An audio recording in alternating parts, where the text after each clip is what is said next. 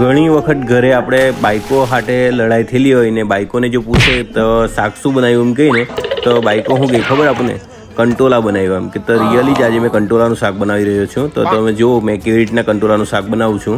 તો આ રીતના અંદરથી એના બીજ કાઢી નાખવાના છે ને બીજ એકદમ પાકટ નથી કુમરા જ છે એટલે એ બીજ પણ શાકમાં નાખવા માટે કામ લાગશે. ને આ બે આપણે કાંદા કાપી નાખ્યા છે ને કાંદાને ક્રપ્સ કરી નાખવાના છે. ને આ 3-4 આપણે મરચાં લઈ લીધા છે ને આપણે લસણ લાખી દીધી છે ને આ ધાણો કાપીને અંદર લાખી દીધો છે, આદું લાખી દીધું છે ને પછી આ બરાબર અંદર દબાઈને આપણે ગચર કરીને આ ક્રપ્સ કરી નાખ્યું છે. ને ક્રપ્સ કર્યા પછી આ સિંગ એક વાટકો લઈ લીધી છે, તે શેકેલી છે સિંગ ને સિંગને ક્રપ્સ કરી નાખી છે. ને અંદર એક 2 ચમચી જેટલી સંભાર નાખી દીધી, ધાણા જીરું નાખી દીધું, ગરમ મસાલો નાખી દીધો અને 2 ચમચી મીઠું નાખી દીધું છે. ને આ કશ્મીરી ભૂકી નાખી દીધી છે ને બરાબર ચારવી ને આપણે આ જે કંટોલા છે તે ભરવાનું ચાલુ કરી દીધું છે. ને કંટોલા ભર્યા પછી આ જે કંઈ બીજ બચેલા તેને પણ ક્રપ્સ કરીને જે મસાલો બચેલો તેમાં નાખી દીધા છે. ને પછી બરાબર મિક્સ કરી નાખ્યું છે. ને આ 4 પરી તેલ નાખી દીધું છે ને આ જીરું નાખી દીધું છે. ને જીરું નાખ્યા પછી આ આપણે કંટોલા અંદર મૂકી દીધા છે. ને 20-25 મિનિટ પછી આપણું શાક રેડી થઈ ગયું. એટલે ધાણો ભોપળાયો મેં તો ને પછી ગરમ રોટલી ને રોટલા ને પાપડ